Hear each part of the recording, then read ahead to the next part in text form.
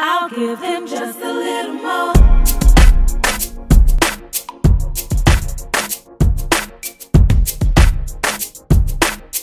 I'll give him just a little more.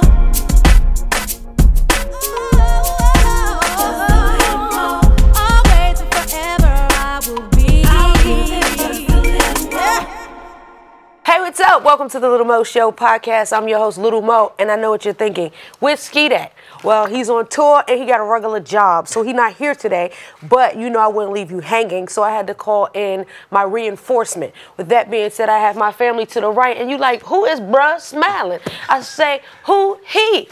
Introducing to my right, my brother, Antoine Amadeus Thompson. Bro! Man, what up, Queen? How you? You the only one that can say the whole name like that. Yeah. You know what I'm saying? We go back because she can do that. Yeah. Y'all try that at home, though. But just in case, because, you know, people that read credits, does it just say Amadeus or does it say? I like to put my entire name. Yeah, because we're grown now. We grown. And white people treat us different when you use, my real name is Cynthia in case nobody know. And so everybody calls me Cindy. They're like, where you get Mo from? I said, don't worry about that. That's Right. my ratchet side. But when we go in them business meetings and them checks, That's right. You know what I'm saying? Sometimes we have to give them the government. But man, we've been rocking. We was just talking. Yeah, we go back. We go back. And we'll get into that, but right about now, because I just put you on the spot, we about to get into That's What I Heard. And what That's What I Heard is where we discuss what everybody's talking about on the internet, because we know when it's on the internet, Whoa. the internet. It don't lie.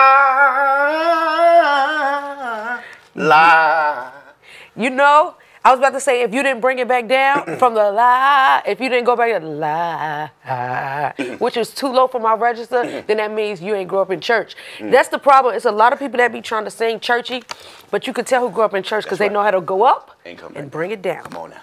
Speaking of bringing it down, starting off on a somber note, because you heard about Kate Spade. Absolutely. She committed suicide. Absolutely. Which was a shock to a lot of people. But check it, not only did she commit suicide, this week must have been suicide week or month, because Anthony, I don't know. Bourdain. Yeah. But that chef. man from Parts Unknown, he committed suicide too. Right.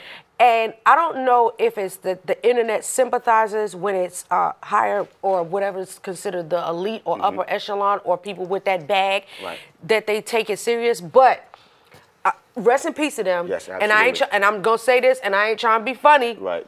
But suicide to me is selfish. Yes, it is. And I don't care what cowardly. religion you in. When you commit suicide, I'm sorry. I don't think you go to the upper room. Yeah.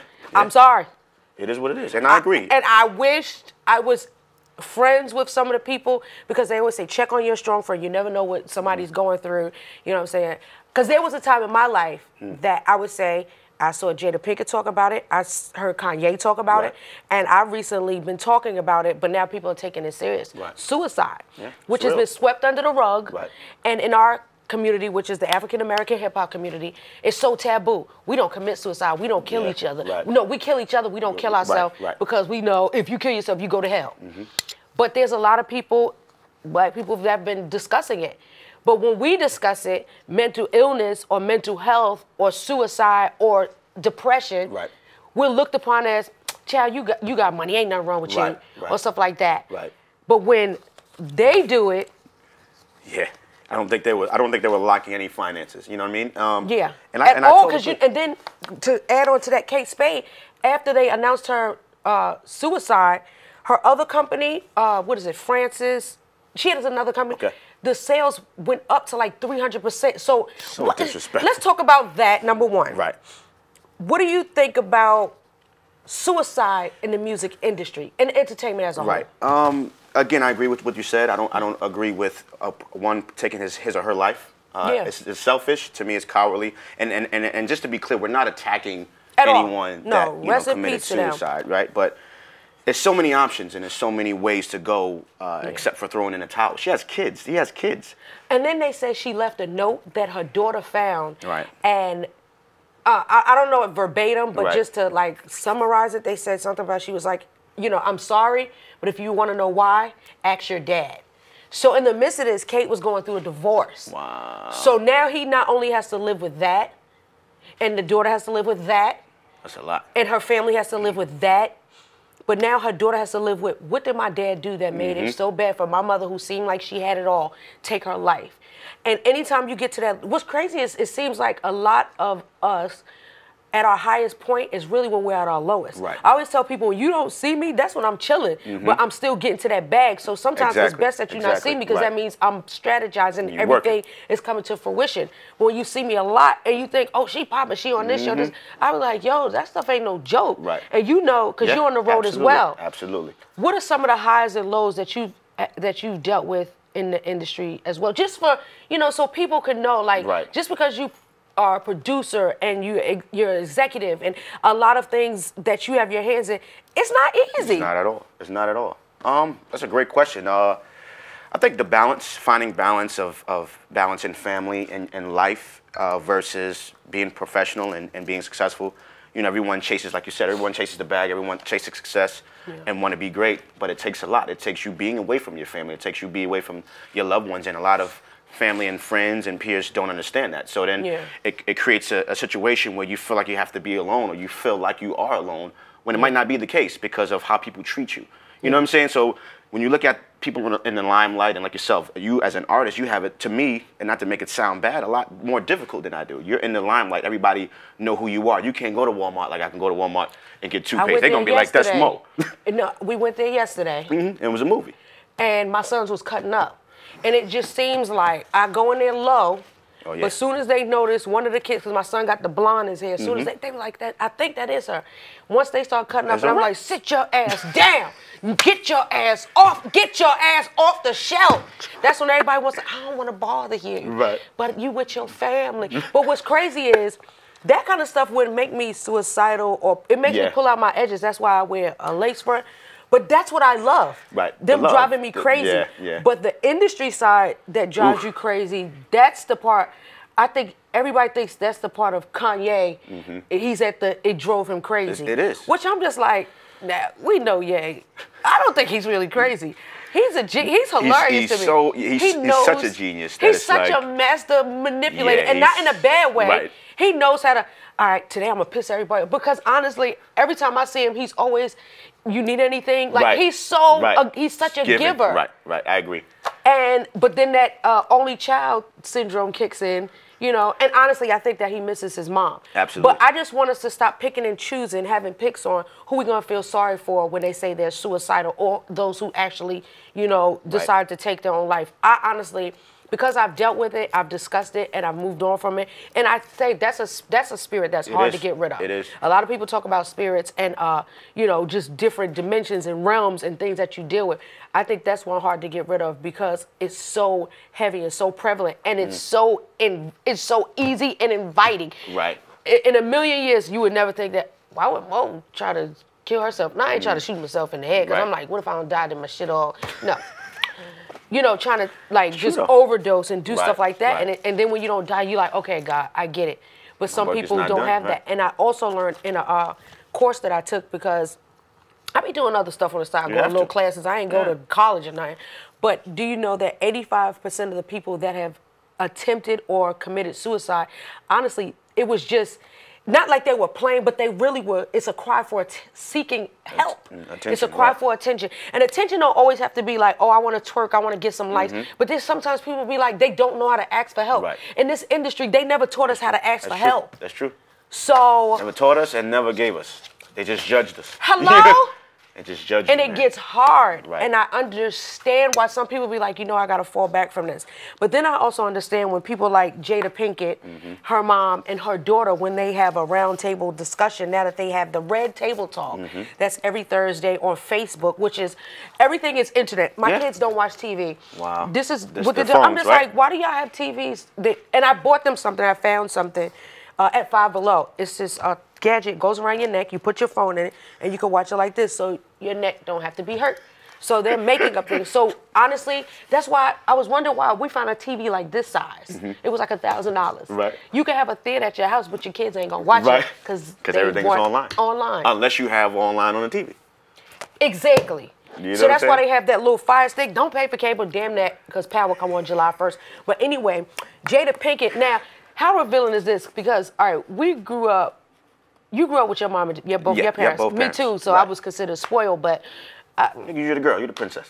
But you know, it's a lot of us, and now it's a lot of my kids. So growing up with both parents, there was a lot of things that we weren't allowed to do. We wasn't allowed to say the word lie. Right. We wasn't allowed to close the door in the house. Yes. You wasn't allowed to. Was y'all allowed to open 2 cereals at the same time or 1 cereal? Well, we probably only had 1 cereal, right? Was y'all allowed to dig in the refrigerator? Was y'all allowed to just stand there and open them up? I think we had that. We had that. We was able to do that. Was y'all allowed to just walk in your parents' room? No. That's what I'm trying to figure Definitely out. not. And I'm looking at the round table, the red table talk with her mom, Jada Pinkett, and her daughter. That's like so dope to see how so many things have transcended or changed over the generations. Right. But how Jada actually revealed to her daughter and in front of her mom, because Willow is 17. Okay. By her age, she was having multiple orgasms by herself. So she was a little freak. What in the...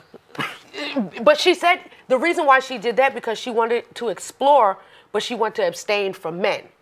Now, me and you, we've been rocking Heaven to be 16, so 16 years. So Heaven is a year shy of 17. I don't want to discuss. I'm not gonna tell my daughter. I don't know. Should anybody tell their kids about what they? Here's what I would say. Or is that keeping it too real? Like, what you think? I think it's necessary because it opens up a form of communication and it allows her to be open to you and willing to conversate with you on that level. So if you're sharing those type of intimate things and just being 1,000 with her, it forces her and allows her to be comfortable to open up to you. That's another challenge. Because I think I was sheltered. Were you sheltered? Oh, absolutely. I couldn't go I was sheltered, and I think once I got a taste of sin, that's when I was just like, oh my God, this thing good. So I don't want my daughter to be too sheltered, or any of my children for that matter. Let me tell you this. Too sheltered. Let me say this. All you can do as a parent is instill the morals and values, and most importantly, God in their lives. They are going to do, and I'm going to look out there, let's look into Tell the world. They're going to do whatever they're going to do. They're going to do whatever they want to do. So why lose sleep? And it's easier said than done. Yeah. But why lose sleep? Why stress yourself out over what they're going to do anyway? How many children you have? 2. And what are their ages? 5 and 13. Okay. Yeah, because because Goddess is 13. And you have a son that's 13. AJ, AJ. Yeah, AJ. Right. But the only reason... And I had to have, that conversation. Like, what age did you have that? Because boys are different. That's boys is different. It's funny because it's so different because I'm over there like, yeah, let's have a conversation. Like, we got a phone call. I was on tour, and his mom called me and was like, yeah, we got to talk to AJ because, he was in the bathroom and he had the girl in the bathroom, and then he opened up his pants and showed the girl his pants, and I'm like, yeah, son. Yeah, son. But, so. Oh, yeah, and as a mom, you have to be like... Yeah. But as a dad, so what did you say as a dad? Yeah, son. So you... Oh, no, I'm telling you what I said. So what did you say to his mom? Was you just like, okay, let me talk to him? Well, it was definitely let me talk to him. Yeah. And because son, and we had that little 2-second moment, but then I had to flip it, and I had to get into reality of, okay, son, we can't do that. We can't do that for various reasons. You know what I'm saying? The girl could have said something that you did something inappropriate. Exactly. Now we have a different issue. You know what scares me about stuff like that? It's not even the fact that, because the birds and the bees, exploration, and kids, social media gives all the goodies away and everything. What scares me about it is, and that's why I think I shelter my children to an extent because of who I am and who I want them to be. I don't want them to go through any of the things that I went through. Right. I didn't lose my virginity until I was out of high school. Wow. So I'm scared to have that discussion with my daughters because I know how easy it is, because that's why I pay my kids so much attention. I don't want them to have to go to this and be taking pictures like, okay, stick out your tongue once or twice, but every picture, like, you look like you asking for something that you may not be able to handle. Not even look at it. But then what I put them up on too is me, my mom, and my daughters. I made them watch TCAP with Chris Hansen, To Catch a Predator. Oh, wow. Because with these young ages, and my daughters they're taller than me. Okay. Heaven is thicker than me.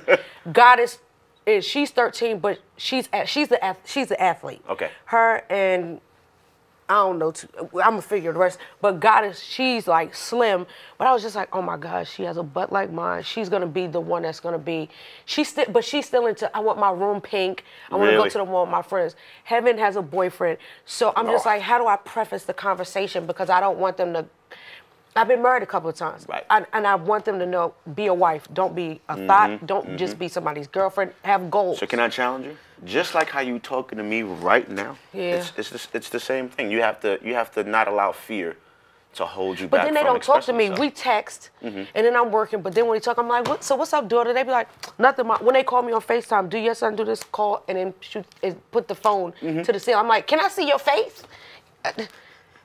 Girls are just different than boys. It's just weird. But that conversation, I'm really afraid to have that. Don't be afraid. You know what I told them? I did well, don't do it. And if you got to do it, my grandmama told me, don't do drugs and don't get AIDS. And then I'm telling my daughter, don't get pregnant. Here, take your little brothers. And I know, she was like, no, you don't have to worry about me with that. But see, I like what you said when you said, don't get pregnant. You didn't say, don't have sex. You said, don't get pregnant. Because when you say don't, what you think they're going to do? They're gonna definitely what you say don't do. Right. Because I know. So I like that. I like the fact that you. But I never snuck it. My kids are decent, and I love that. They don't sneak at the house. They ask. Okay. But I just think the sums of money that they ask for. Like, how much did we get when we was growing up? When you go, can I go to the skating rink, or can I go? Maybe $5, $10. $5. Let me show you. Half my of the 10 was me, $5 getting in. So my daughter asked me, and then you had to go with. I had to take my brothers and my cousins or somebody with me. Now has security. Mama went to skating thing with us. Or your mama say, I'm gonna be here at the thing. Don't make them call over the loudspeaker, because that's when they call your government name, and you be like, they be like, your mama here. Right. And they gonna only call you once, or she gonna get left. That's what's missing today. Like kids, and not about fear, but it's like it's a level of respect. Do you think people are trying to be their kids' friends more than their parents? Absolutely. That's what I took away. I was like, I'm not being I'm gonna be their friend. You gotta find a balance. I'm your mother. Yeah, you gotta find a balance. You know, me and AJ, we cool. We talk sports, we talk video games, but. You know, there's a certain tone that I give off, and there's a certain look that he know what it is. And what I wanted to say that not scares me, but I'm just leery of, because now that even though my children are, the oldest will be 16, she'll be 16. With that, it's like, okay, my songs came out. This is my 20-year anniversary. So those kids were babies when my songs out. So now they realize, oh, so that's the girl from this, and you're her mom. I'm scared of who they attach themselves to, because what if I always think, wish for the best, but prepare for the worst, so I'm not disappointed. What if they parents be on some bullshit, and then they try to lure my kids in and do some nut shit, and then just to try to get at me? Right. So I'm like, my daughter, friend, you ain't got no friends. I had enough. You got enough brothers and sisters and cousins. Like, it's enough of y'all. Right. But you think I'm being too? Yes. Protected. Oh, I think you're being too. I think you're being. No. I'm not your brother if I don't keep 1,000 with you now. You're right. I think you're being too overprotective, and I think you're worrying too much, and I think you're overthinking a lot of different things. I'm turning into my mom. Yeah.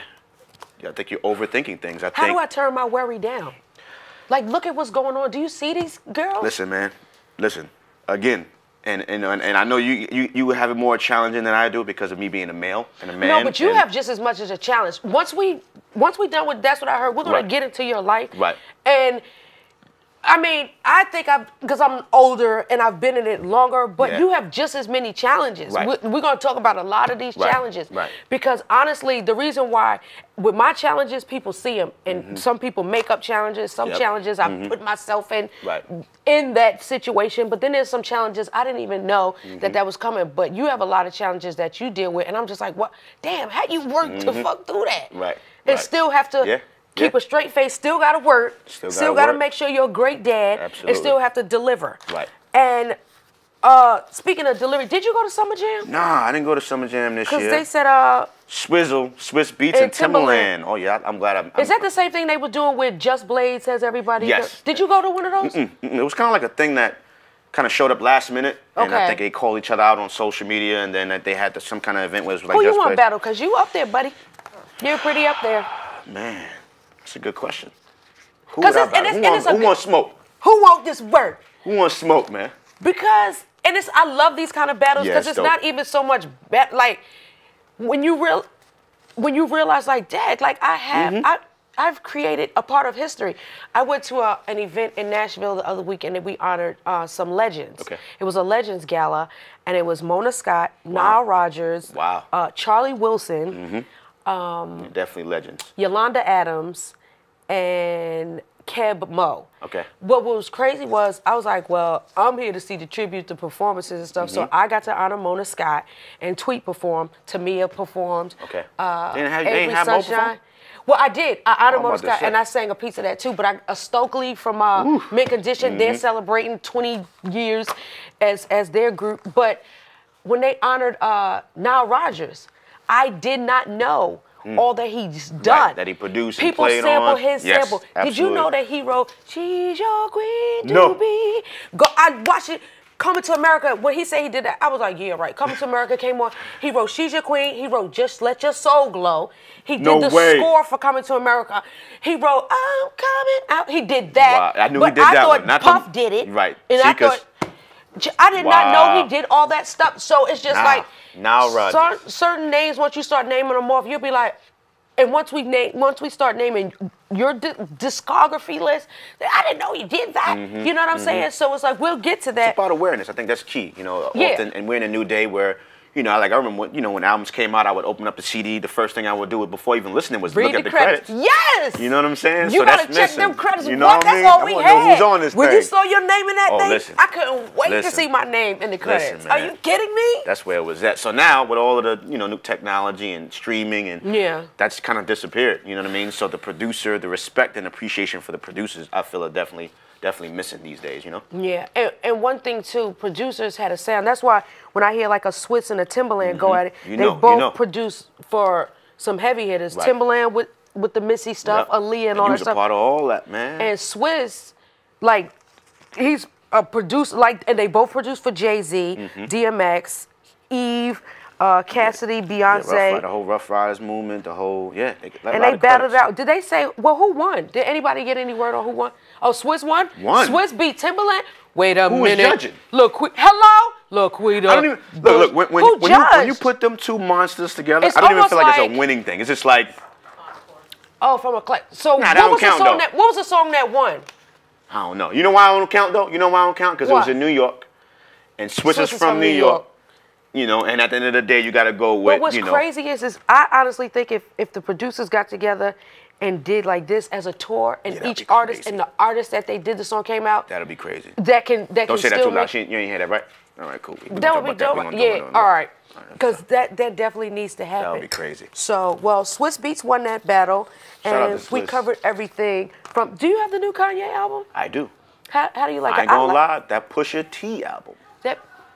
We'll talk about that's albums. on rotation right now. And we really. Yeah, heavy. That I like the intro to if you know, you know. Pusha. Everybody's acting like he just came out, but sometimes it takes you 20 years being in the game for people to realize who you are. And I want everybody to know who you are. So we're gonna take a quick break and more with Amadeus on the Lil Mo Show.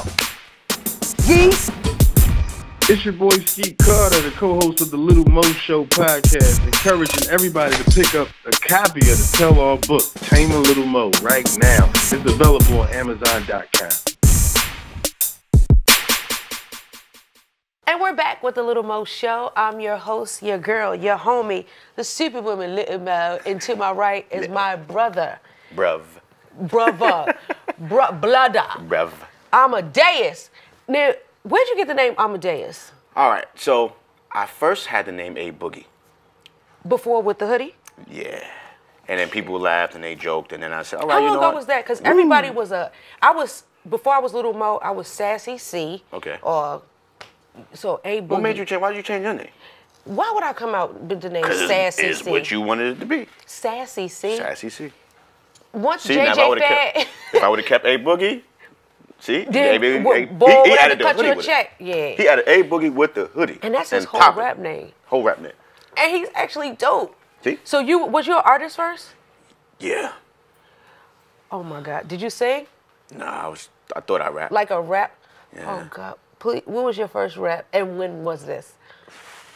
I probably was like 14, 15 years old. But you're like 17 now, because you don't age at all. Like, I've known. I wish, I don't know. You see these little, you see your brother with these gray hairs, man? You see, if I take off this wig, I look like Kendrick Lamar, auntie. But, so you was like 14 rapping. 14 what was you rapping around? Oh, I was rapping about everything I wasn't doing, which is which is what's happening today. Because we come from the church, so you know the church kids when we rap. I had 7 chicks. I had every Beamer Ferraris with peanut butter insides. You know, I had 14. spinners. I had everything, man. I didn't even have a driver's Who was your license. favorite rapper then? Whoa. Who was out with like? Whoa. Not LL. I give you a few. Like I love Cause DOS Effects. I was about to say that. Remember DOS Effects? DOS Effects, Black Bumsy, Sheep, Bumsy, Brand Bumsy. Nubian. Okay. And then once Cause I got you from the Bronx? Yeah. So like, who was Terror Squad? What about Terror Squad? Was you more the hardcore rapper? You was like the cultural rap that was like, cause them boroughs where Brooklyn at, right, in the Bronx. I think what grabbed my attention was the music. It was always the music, and then I kind of started paying attention to what they were saying lyrically, but the beats kind of grabbed my attention first. So it wouldn't matter who it was, because I loved Snoop and Dr. Dre. You know what I'm saying, when they came out with that album. So if Rough Riders and Tupac so I was. Yeah, I like Pac. I like certain songs of Pac. I like more Biggie. Yeah. Got you. Yeah, and I don't know if it was just a New York thing or if it's the way that Big, told her stories. I remember going to the Wiz. Remember the Wiz? You don't know if you remember about the Wiz because you didn't grow up in New York. No, I did grow up in New York. You did? But I don't think I went to the Wiz. I went to the Wiz to get my CD. I went through the phase of getting cassette tapes. Got you. And CDs. Was that? Nobody beats the Wiz. Nobody beats the Wiz. I did used to go to. Damn. Yes. Because I remember it was the Wiz. What was the other place? Wiz. It was like FYE. It was like. Remember Tower Records? Yes. Tower Records. Beat Street. It was another place. Oh God, it's closed down there. Oh my God, it's this store, and a lot of them closed down. Everything's basically closed down. When we come from the era of going. Did PC Richards used to have PC Richards? Or was that furniture? That was like electronics and Circuit City. That's what I was thinking of. Did they have Circuit City? Remember that? Yes. I'm showing my age. Yes. I'm showing my age. I did used to go to Circuit City in Yonkers. Circuit City was like there was a lot of places. There were a lot of places we could get albums. Now everything is strictly to the phone. Man, don't you miss it? Like we used to run. We used to run to get the CD. Remember, because PBM Platinum Boy Music. Mm-hmm. Are you still with Bad Boy? Yeah, as a hitman. Yeah, once a hitman, always a hitman. Always a hitman. Because I remember everybody had the jackets. Right. Wow. And remember when Puff would drop an album, and what was that? Was it 8th Avenue or 6th Avenue? When they was at 1740, and was that Virgin? Virgin Record Store. Yeah. Remember? He would have the line wrapped around the corner, and everybody had the Bad Boy jacket. The street team and all that. The street team was crazy. Don't you miss it, man? Because everybody had an in-store. When your album came out as an artist, you would go there, sign your autographs, and it would be take crazy. Pictures now it's like you just get on here and you talk crazy. Click a button, everybody got it. You know what we miss? The industry is missing the I guess the intimate, but it's like you felt. Yeah, because you can get close to an artist now because they walk up the street and everybody with social media makes you feel like you're cool and close to them anyway. But artists back in the day, or I would say from our time on up, on back, we had this connection with our fans that, like, even if they didn't get a chance to meet you in person, they still rock with you like we made you feel. Or when you came to the city, they would show up and line be wrapped around the corner because they felt. It felt like you were talking to them through your songs. Right. So I think that's what first connected me to you. I was just like, I was hearing your work. Let's give everyone, just in case they've been hiding under a rock. Okay. Where you got your start at? What was do you remember your first placement? My first placement was Foxy Brown. Which song? Cradle to the Grave, which was the actual title song to the movie and soundtrack that came out with DMX and Jet Li and Gabrielle Union. That's my start. Wow. You know what I mean? And then she had another record, like a street record, that was a diss record against Eve. And I remember being scared to death because I thought, the whole Rough Riders was going to show up in front of my house. Because Rough Riders used to roll deep, and they came up on their bikes. They was like the East Coast Death Row because it was a whole lot of them. Yeah, it was real. Their Double R crew did not play, and they were like the whole East Coast. Yeah. So it was a movement. So that was my start. And how'd you get that record in her hands? Because now you could email it to them, but back then you really had to be out here. Right. One of my cousins' name was Joe Thompson. And he was working for Anton Marchand, who's her brother. And he was working at Interscope Records. I think he was like the director of A&R or something like that. Because he started running it at one point, yeah. So I met with him, played him some beats, and he loved what he heard and was like, yo, my sister's in the studio tonight. Chung King, and I know you worked at a Chung King before. In the city. Chung King Studios. Yeah. It's closed, ain't it? Yes. Right. So, you know, worked in Chun King. He's like, yo, meet my sister in the studio, go play some beats. And he's like, play these. Was this before she was popping, or did you? No, she was popping. She was popping. But he didn't say the name yet? She already had a few albums out. She was out. She had albums out. Okay. I think this is probably like the return. Remember, because she got signed again to Def Jam when Jay-Z was up there. Got you. You know what I'm saying? So it was like so it was like the return. So she was popping and went to the studio, played some beats, picked out a few beats, left it with her. Got a call the next day, like, yo, she recorded 2 songs. Damn. One, Cradle to the Grave, is gonna be for like a movie soundtrack. The other one, and he was like, I'm gonna let you just come and hear it. And she played it, and I'm like, yeah, but you're going out Eve. Like, I like Eve. And she was like, yeah, but you know, and I'm like, but ain't that a tough? Yeah, that is a real tough decision. So Flex drops the record. First time hearing a song of mine on the radio. Flex is dropping bombs on the record. Yo, this new Foxy Brown is crazy. It's going crazy at Eve. Yep. Eve, you're finished. And I'm like, cool. So I didn't know whether to be excited or like nervous. And then, you know, some of the OGs kind of schooled me like, yo, young man, you did the beat. Like, you ain't got nothing to do with the lyrics of what was said on the song. That's between her and I was like, all right, cool. So that was my start.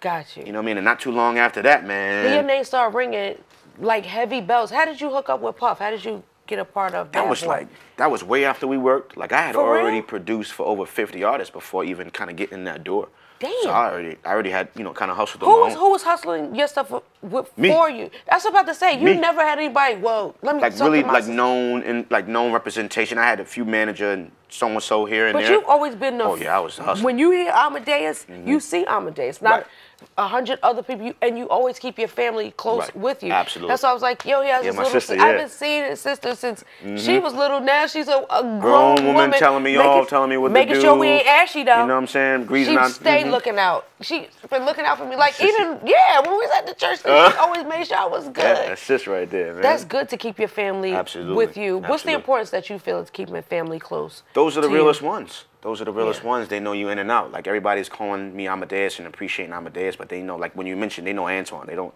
the world, social media world, the music industry don't know Antoine, so they know me. They came up with me. They was with me when my breath was stinking. They was with me when my drawers was, you know what I'm saying? Like, so they know. So how do you replace those important people with those that just appear because of your stardom, appear because of your name, appear because of your success, and want to attach themselves to you? It's like, nah, I want to keep those that I know genuinely love me and have, you know, my back regardless. So, you know, that's an easy decision. Yeah, I mean, that's a no-brainer. But people get distracted. They get distracted and want to have crews and want to have, you know, large teams. Like, you know, just when you invited me to do the show, which I'm appreciative, like, you know, send me who you bringing, and I'm like, on the list is my family, my sister, my brother, my photographer. That's it. I travel light, travel far. I don't need no crazy entourage. I don't need 15 people. I don't need. You've been like that since I've known you. For what? It's never been nothing extra or well, go to this, go to that. Like you do pretty much hands-on yourself, and that's honestly a great way to keep all the money in house and not have to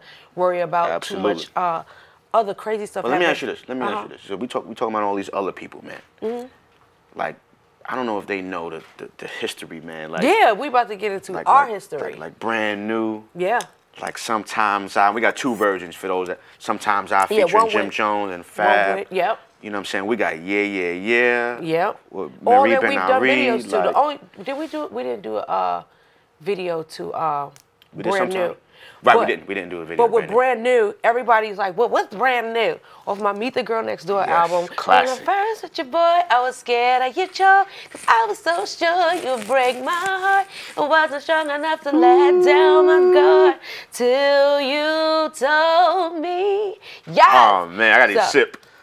Sip the tea. Getting emotional. But it's like, one thing about you, you've always been consistent in this ever-changing industry. Right. What's some of the things that you've done and taken in consideration to keep yourself relevant? Since a lot has changed since then. But that record right there, that's how I met Tiana Taylor. Wow. She had sang it and put it on YouTube, and she killed it. I was like, oh my God, like this show is classy. And after that, she and I became real close. And I didn't even, like, she can sing. Right.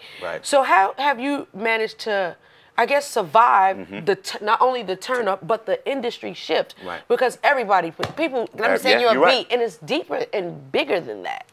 I think it's a feeling, and that's what connected us. And you know, even the new stuff that we're working on now, you kind of said what you needed and was like, yo, we need to go back to Brand New.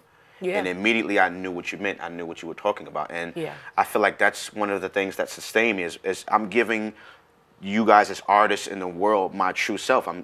Whatever I make beat wise, track wise is what I felt at that moment. Gotcha. So if it's a ballad, if it's R&B, then it's love. You know what I'm saying? If it's raw and edgy, then I might have been pissed off. Somebody may ain't pay me my check. You know what I'm saying? My son maybe been misbehaved. You know, maybe I got in an argument with the queen. Like, these are all real emotions, and I feel like that's why you love my sound, is because you feel it when you listen. You feel it. That's what it is. And I feel like I don't want to say that's missing. No, that's what I was gonna say. You know what I mean? That sound. When you hear Amadeus, when you hear your music, when you hear a Swiss Beats, when you hear a Timbaland, like you know you have your sound. Right. Everybody has a sound. A lot of producers now, they trying to find a sound. Right. They haven't found their sound. How did you find your sound? Like, how did you know? Because I know when I hear, I'm like, Amadeus did. Like, you just know. And you don't even have to, a lot of people, remember, who used to roll the dice? Tumbling dice. I need to talk about. Was it Rashad? Rashad Smith. Right? Rashad Smith. Yeah. But there were all like people tags always, and stuff like that. mustard on the beat. Ho. Metro. You know, if a Metro don't charge, I'm gonna shoot you. You know. But you have like your sound, like how did you know? The thing is, it's the drummer in me, man. Like I first started out, like we had to, you know, hard drums was my thing.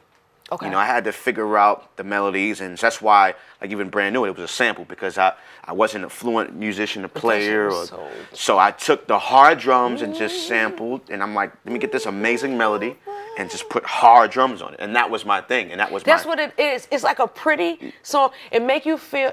That's what it is. Your music is not what I say or what you do, but it's how we make people feel. Right. And one thing about our songs that I know that we've done together, from the brand new to the what was the one?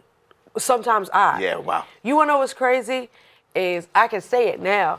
Is I wrote that song about Polo, the dog. Really? Because it was like, wow. He's been my best friend for years. I would say when I did Ta-Da, almost 20 years. Wow. But what happened was, the reason I was like, sometimes I lay in my bed and think what it'd be like if you was in my life and by my side. Oh boy, I cannot lie, 'cause sometimes I wish you was my man, so I could be. Now see, I want to have a concert. But I wrote that song because we've slept in the same bed with each other. Wow. He's had to carry me in. One time I was so drunk, I was like, please don't let nobody touch me. He's never touched me a day in his life. And every time I would be like, Polo, maybe we should be together. We should do something. He was just like, no, baby girl, like, we could just be friends. And I was just like, yo, that's crazy. Wow. The opportunities that he's had to smash, bomb, treat me like shit, marry me, have his baby, all that. You know, he was like, yo, I'd rather be your brother, your friend, whatever you need. I won't risk that. Trying to put something on something just leave it as is. And I was like, sometimes I wish you was my boyfriend. But at the end of the day, I'm closer to you because we can't break up. This isn't for everything. So I know how that made me feel. And just like when I did the Jim Jones one, and then the Fab, you know, me and Fab got the collabos. And you've worked with him as well. Yeah, both Jim and Fab. Damn. Yeah. Then it's just like everybody you've worked with. Name some of the artists that you've worked with. Me, Fab, Jim Lil Mo, Jones. I gotta say it right. Lil Mo, Meezy, Godmother, Fab, Jim Jones, the whole Dipset, the whole G Unit, J-Lo, French Montana, J-Lo, Lil Wayne, Weezy, Chris Brown. We just did 9 songs on Chris Brown, Heartbreak on the Full Moon album. God. Yeah. Because that album got 145 songs on it, and you did 9 of them. 9 of the 145. Yeah. Davies, CeeLo Green, Keisha Cole. Just to name a few. Yeah, I scored. Justin Bieber, I scored and produced the theme song to ESPN First Take. You know, sports is real heavy, and you know. But he's saying that, I'm just like, nigga, I scored the motherfucking thing to the thing. You feel me? Yo. So you know, now mind you, but what's dope? But hold on. What's dope is, let me look in the camera. That's why I wrote Love, right? I like that. Is that your closing line? Nah, this is Defend Brooklyn. That's lit. This is dope, right? But Mo showed love and gave me an opportunity before any of those artists I just named. So, you know, on camera, you know, I've thanked you a million times, but just for the world to see, you know, and I'm gonna try not to make you emotional because you know I'll I cry. got to keep you. But thank you for giving me a shot. Thank you for giving me a chance without even having a name, because and people don't understand this. A lot of artists work with producers based off of their discography, based off of what they've created, based off of who worked with who. But you didn't care. You know, you let the music speak for itself, and you let me speak to you musically. And you listened, and you heard, and you spoke back. And that's how we have brand new, yeah, Sometimes I. And this amazing music that's about to come out.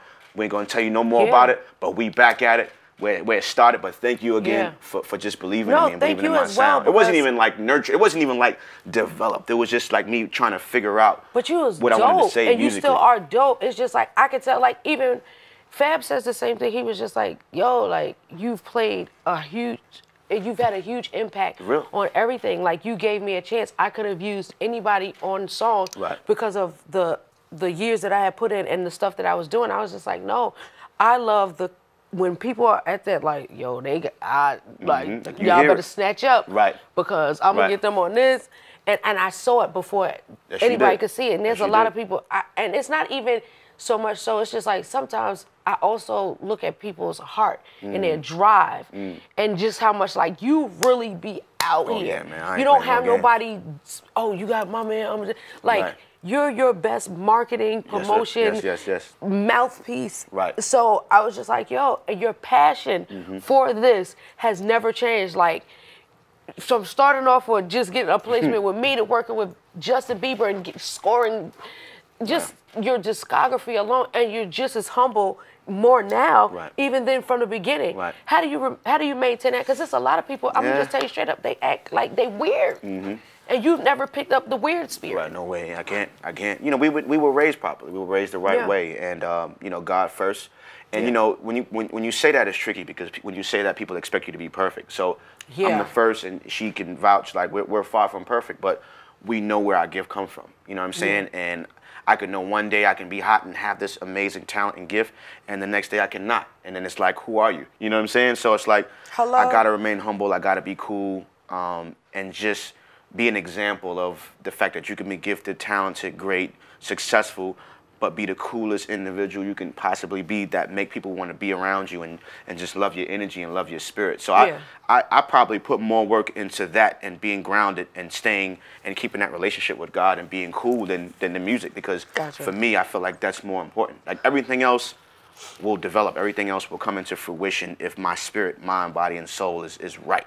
That's How do you keep it right? Because this industry is wrong. Man, you got to be careful what you feed it. You got to be careful who you surround yourself with. That's why I only travel with those that I feel love with. Now we about to get into that. Yeah, man. I mean, because not only for production, like you've put together like nice events, workshops and stuff like that. I've attended that you've had, and like you really be on point. You came to the first one. Like y'all looking at like in the Bronx, we was in the Bronx at my church on 233rd and White Plains Road. Yep.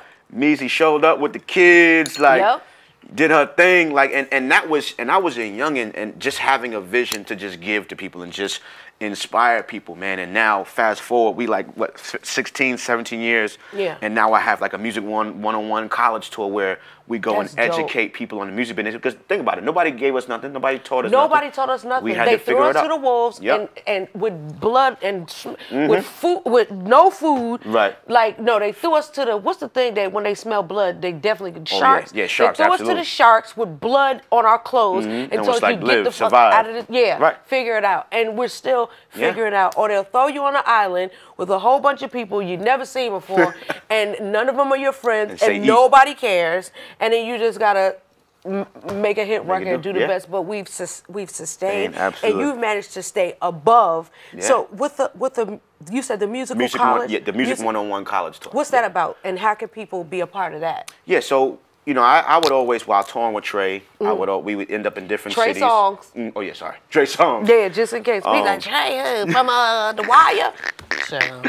So people always try. Right. So. But just, you know, touring, I would always want to find a school that was nearby in whatever city we were in and just pull up. You always do go to a school and just, talk to you know, inspire the children. And, you know, one of my brothers that I graduated with high school, Mike Daniel, hit me up and was like, listen, I see what you're doing. I'm in the school system. Like, this is what I do. This is my career. This is my passion. I want to take what you're doing and really put a name behind it, brand it, take it to the next level. So we created the Music 101 College Tour. This is our 3rd year. We visited over 30 schools, NYU, Harvard, Yale. We just was at, I was at Harvard. We came down to D.C. and did Howard. Got you. William Patterson, Bronx Community College. Just educating people on the business. Everybody wants to be an artist, songwriter, producer, superstar. And I'm like, you can be this. You can be a makeup artist. You can be a stylist. You can be a production. You know, you can I had orchestrate baggage these. administrators. That means they carry the bags. But hey, listen, as long as you put people, but you know, people are so attracted to titles. Be like, just carry the bag and let's go in this thing. Right. And there are many times that, honestly, I've learned how to be a woman of many talents. Not only do I sing song, but I've learned how to, you got to learn how to do everything. Multitask, and sometimes you have to, multitask, and sometimes you have to learn how to do it by yourself. Right. So with that multitasking, it's hard to find, honestly, loyalty, good help, or people that see your vision and want to push you even more to be like, all right, we did this. This is your goal. Let's exceed that. So with that, and you've managed to maintain that, and I know, because the life expectancy of a producer is, you know, they say there are a lot of one-hit wonders, but you have a plethora of hits, and you also managed to tour with Trey Songz. Y'all still on tour now? Y'all doing? Yeah, we just came back from doing a show in Richmond. We had a show in Richmond this past weekend. I was in Portsmouth, so I know that's not too far. So we did a show there. How was that? Dope. And he was home. That's his hometown. Two up, two down. But you know, it's challenging. And I also have a residency in Vegas. So when you're ever in Vegas, you gotta come. Yeah. What's the dates on that? Every weekend. So every weekend. Every weekend I fly from New York to Vegas. I'm the drummer. I'm the resident drummer at Dre's nightclub. The Dre's drummer. Yep. So yes, I need a damn residency and a damn singer song. Yeah, you do. We can talk about this. I need to just go to Dre's once in my life. Yes, that's on my bucket list. So look, I didn't even know. Now that's the plug. You didn't even know. But with that, all right, tour with Trey, with all this going, how do you manage to? He just does a lot of shit right now. You got it, man. And I really feel bad because he's really a good guy. Right. Let me see how to say this the right way. Let me get a sip. Because let me sip mine too. Because this industry and these women and the lies, how do you deal with just seeing someone that's your friend, that you work with, see people attack or not only try to formulate an attack, plot an attack, and you're just like, oh my God, that's not even how it happened. Right. Then it makes I just saw something yesterday. I'm just like, well, they leave him alone. Right. Like, what did he do to people that? That's success for you, man. That's success. That's people wanting. First you're gay, then this. Now they're saying he beats women. It's like he can't even go out the house. Can't. But people want fame. That's by any means. That's fame, and that's what comes along with it. You know, so it's about being grounded. Like his mother is amazing, and we just celebrated her. So happy birthday, Mama April. We just celebrated her birthday this past weekend, and gotcha. It's all about your surroundings and those that you keep around you that and that's what I never understood. Some of the stuff that be coming out about certain people, I'm just like, I know who they be around, and I'm like, some of the stuff, it don't just be adding up. Just because I know their mom and I know who they're around, and I'm like, they don't allow that around, so I don't understand. And I understand the media takes whatever they can, whatever crumb they could have. The power of media. And that social media will destroy you. And there have been plenty of times I've been in bed, sleep, and woke up to a whole scandal. You can say, I don't. And imagine if you put, I don't, and just posted the word, I don't. And like you're saying, go to sleep. You'll wake up with all kind of memes. And people putting your words with different things and taking your pictures. Shit so much. Yeah, it's a lot. But they don't understand. And I said, you got to be mindful and very cautious of how you attack the head of the body, because even though you're sufficient and everyone else that's a part of the team, that's what makes up the whole corporation or the whole entity. You have to be careful how you attack the head, because the people around they suffer too. We just were talking about that. If when Fab had his situation, why'd you think he a woman beater? I said the Jonathan that I know is not no woman beater. And you have to be completely aware. If he falls, the whole body, the whole movement, dies. The whole movement. Right. There'll be unemployment. That's right.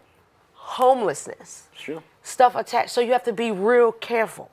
And it's not to say, oh, I don't believe you, what you say, this and that. But you have to be careful because there's your sacrifice. His sacrifice is making sure kids go to college. Absolutely.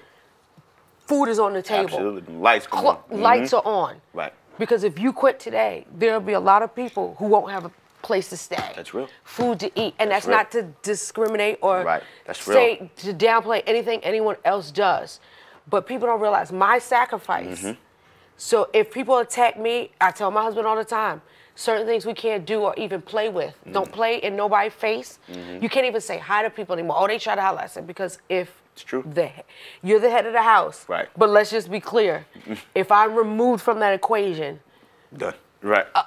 A lot of things will be in the zero. Right. So it's an amazing point.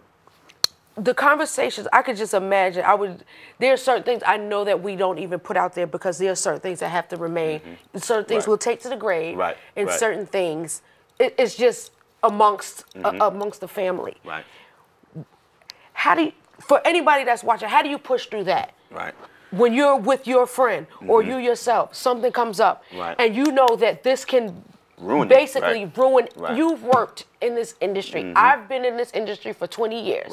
So you've been pretty much neck and neck. One thing can ruin it all. Can overshadow. You can bust your ass for all those years and people say, oh, he's a woman beater. Or he's a this. Right.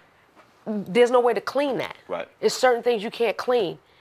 How do you stay away from that, but make sure that your friend is okay? Right. Or your brother, like, bro, Right. You know, for me, you know, as he went through that situation, it was more so of, you know, letting him know that I was there in support and letting him know that, you know, the biggest support I can give him is prayer. That's the biggest, you know, that's the best I can do. You know, I can talk to you all day. Or I can give you words of encouragement, and it might be so heavy, and the burden might be so heavy that nothing I'm saying is really connecting with you. So I think the biggest thing or the best thing for me to do was to go to God about it. You know, I would let him know. Even Fab, I hit Fab. Chris, when he was going through what he was going through, I would send him scriptures. I would send them different quotes and different things that I felt, you know, would be a blessing to them in the situation that they were going, you know, through. And it shows you who's who. It do. You know what it reveals. Anytime something happens that's meant to tear you down, always, I don't never hit people now, what happened? Is it true? Right. You know what I do is I don't even text. I'll be like, I'll say you good, but then I'll make it my business to find them and look in the eye and be like, you okay? Right. And I'll be like, this ain't gonna make the podcast. Right. This will stay in my heart. Right. Because we work so hard. It's rare to find real. That's true. And when you find real, it's rare that when you find real, you want to keep them so close that it's just like, I don't want nobody to tamper or touch. That's why one thing I love about us, I would never let anyone come through or between the relationship that we have. Absolutely. The relationship I have with Fab. And anybody that tries to come between that, you gotta go. Right. That's what I've lost whole husbands and people because they've tried, oh, that's supposed to be your brother, this and that. Fuck out of here. Right. Because you gonna always be my brother. You've seen niggas come and go. Right. But one thing you know for sure is them nieces and nephews, she got to get out here. Amadeus, we need some music. Right. And your niece is expensive. What I say? Yeah, I stopped. And you sent it immediately. Yeah, I stopped. Sis hit me and said, it's time. Yeah. And that's all I need. Because you'll be like, sis, you good? We working. I got this coming up. I'll be like, you know, thanks. But soon as it popped out, I saw them bubbles pop up. And he said, we in. And as soon as you sent it, we went in the studio. And two classics. Did a song with my son, my 9-year-old son. Really? That's Justin on it. Really? That's my son on it. Wow. So, and I didn't have to vocal produce him. I went in there and he was like, Mom, I want to be on the song. Wow. And I was just like, you already know who we want to get on the song. Right. He sent that email. I said, I need that email. Send you the session. Said, send it. Right. So look, we was like, yo, you heard back from Ball yet? Not yet. No, soon as you said that, let me check in. Let me make sure. Let me refresh these. Oh, here it is. So we in there. Listen, that's y'all ain't ready. Do.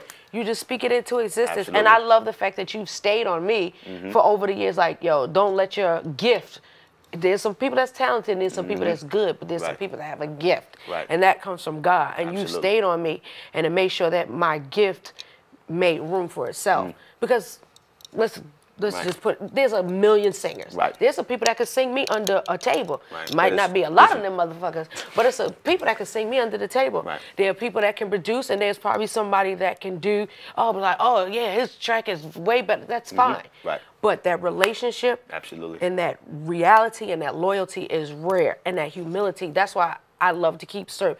When it comes to certain projects, I can hit up anybody, but it's like, no, I know who gives me what I need. And I thank you for being there all of these times, anytime I've called, right. no matter what. It's just like, you've never told me no. Right. Or you've always told me the real, like, yo, me, it's like, da-da-da. And I'm like, all right, Right. I ain't got no choice but to respect it. Right. You have a fucking attitude. If you want to, you better tighten up. So with that being said, since you never tell me no, we have a drum set to the side. Can we do Brand New live before we have to go? Just a little something. See, I put him on the spot.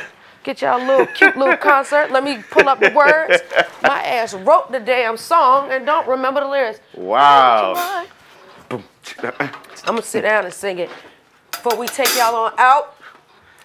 Let me just say the thank yous before we go. Oh, yeah. Thank you to Next Level Publishing for everything today. Thank you to OG Podcast Network. Thank you to Hack and Sack and them. Thank you for watching and tuning in, because if you don't watch, then I can't get these checks, and then my kids can't eat. And we talked about that. Them babies be hungry. Well, they don't be hungry. Them babies expensive. Stage 17. You know what I'm saying? How we do this. See how we laid this shit out? This is perfect. You gotta go top of the building, baby. We on top of the world. So Amadeus, thank you to you. Anybody you want to shout out in your social media, let everybody know where they can reach you at. And follow him so you can find out when the college tour. Right, absolutely. Or if they want something to come to their city, where can they reach you? Well, first off, shout out to you. Thank you again. Thank you. Man, she's special. She's and I ain't been to sleep, so you know. Oh, yeah, she we just don't sleep. all for me. Listen, yeah. This is family right here. So shout out to Meezy. Congrats on everything that you got going on, Thank everything you. that's coming. We about to smash them. Yup. Just be ready for that. Thank you for having me. Crazy. Whole Platinum Boy Music fam. Yeah. The kids at home. Father's Day is Sunday. I'm excited about that. Oh yeah. Father's Day is, one of my favorite days of the year. You just gonna get a tie, and a card. Tie, best look, best and breakfast. Best day at a noodles. Massage. Last year I got a foot and hand massage. I woke up to that last year. So we'll see what's happening. Fathers work so hard and all they get is a tie and a card made out of noodles that says number one. But you know what? The love and the excitement over the noodles. Yeah. And the tie. Them kids be so happy to do that. Listen, man. Because to get kids to do anything. Right, these days. Child. You know what I mean? So we tuned in, we locked in, man.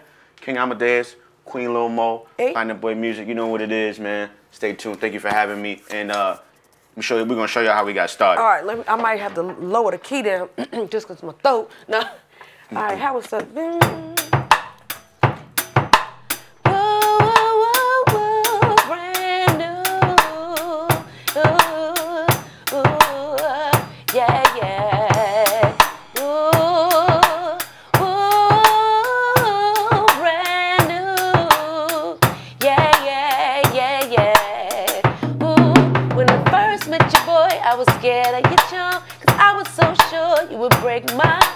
I wasn't strong enough to let down my guard till you told me don't be afraid to fall in love, cause you knew about her. You've been scarred, started to believe, and I gave love a chance. I've been born again, cause baby, you make me feel brand new. Hey, my darling, baby, it's true. Ooh, made me feel the way I do. Hey, my darling, baby, dream come true, answer to my wish. I ain't ever felt a love like this, and just when I thought it couldn't get no better, then you told me you wanna spend the rest of your life with me. Got down on one knee and gave me a ring, kissed my face, and I already knew before I could say I do. Ooh, ooh, ooh, ooh, ooh.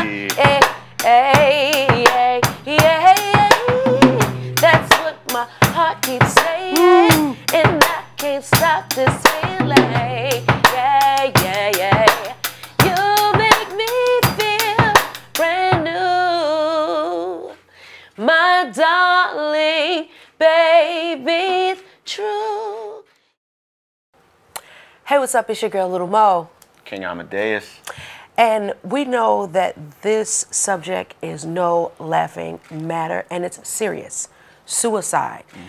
Man, let me tell you, the numbers are increasing and they are alarmingly high. Right. So if you are dealing with any mental health issues or depression, or you may feel suicidal, please get help. We have a number that you can call.